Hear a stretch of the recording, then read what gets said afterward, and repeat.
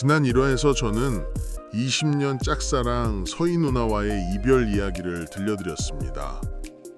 하지만 제 인생의 이야기는 그보다 훨씬 전 어머니의 등에서 시작됩니다. 저는 태어날 때부터 걷지 못하는 뇌병변 장애인이었습니다. 오늘 이야기는 제 몸에 새겨진 가장 오래된 흉터와 저를 세상으로 업어날랐던 한 여자의 등, 그리고 저를 무너뜨렸던 친구의 장난에 관한 기록입니다. 80년대 부산의 어느 가파른 언덕마을. 학교에 가는 길은 곧 어머니의 등이었습니다. 어머니의 등은 제게 세상에서 가장 안전한 요람이자 유일한 이동수단이었습니다. 하지만 그 등 위에서 바라보는 세상은 차가웠습니다. 동네 아이들은 저를 보면 병신 지나간다고 놀려댔습니다. 그 말이 비수처럼 꽂힐 때마다 어머니의 등이 미세하게 떨리는 것을 저는 느낄 수 있었습니다. 어머니는 아무 대꾸 없이 그저 저를 업은 팔에 힘을 더 꽉 주실 뿐이었습니다. 등 뒤에서 들려오는 어머니의 거친 숨소리. 그 소리가 너무 미안해서 저는 이를 악물고 재활에 매달렸습니다. 걷고 싶었습니다. 아니, 걸어야만 했습니다. 그리고 초등학교 3학년, 기적이 찾아왔습니다. 수천 번 넘어지고 깨진 끝에 저는 드디어 어머니의 등에서 내려와 두 발로 땅을 디뎠습니다.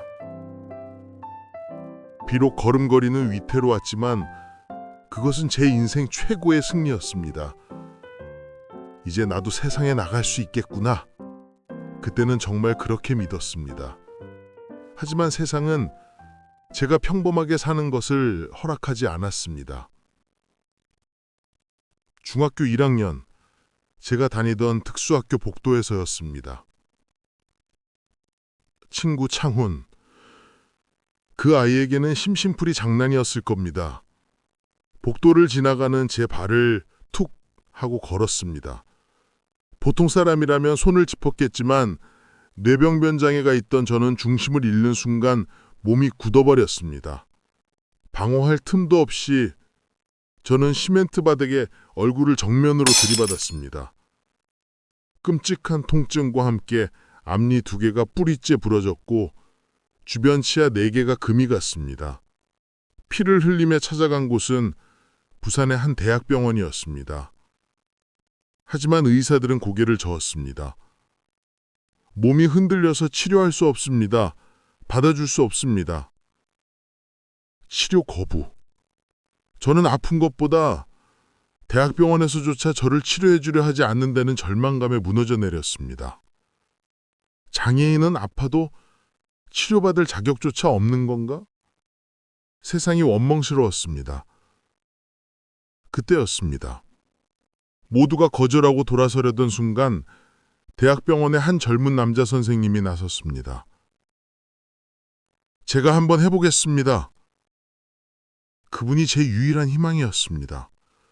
하지만 그 치료 과정은 지옥 그 자체였습니다.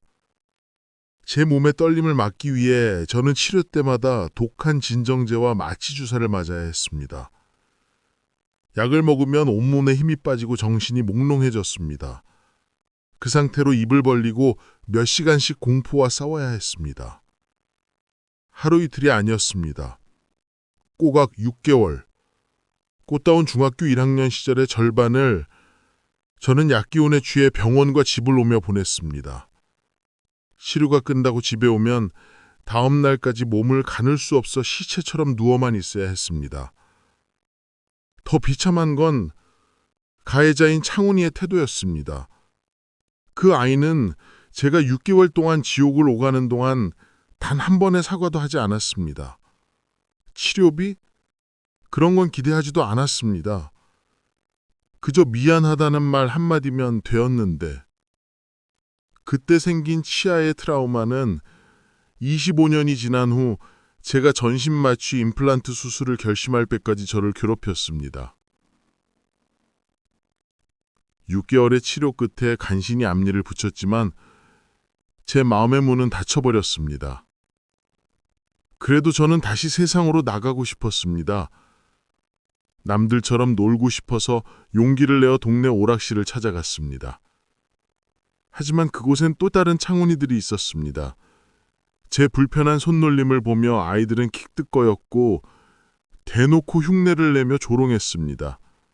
병신이 무슨 게임을 한다고. 오락실은 제게 놀이터가 아니라 두 번째 감옥이었습니다. 그렇게 저는 다시 혼자가 되었습니다. 학교와 집, 오락실, 그 어디에도 마음 둘 곳이 없던 저에게 유일한 도피처는 통학버스뿐이었습니다. 그리고 그 버스 안에서 저는 그녀를 만났습니다. 제 엉망진창인 치아도 불편한 몸짓도 비웃지 않고 따뜻하게 바라봐주던 사람. 아줌마! 하고 부르면 누나야! 하고 웃어주던 사람. 제 20년 순애보의 주인공 서희 누나 이야기는 그렇게 시작됩니다. 세상의 발길질에 넘어져 피를 흘리던 저를 일으켜 세운 건 결국 사람이었습니다. 다음 화에서는 제 인생을 송두리째 흔들었던 그 첫사랑, 버스 안의 이야기를 들려드리겠습니다. 승훈의 인연수장 3화에서 뵙겠습니다.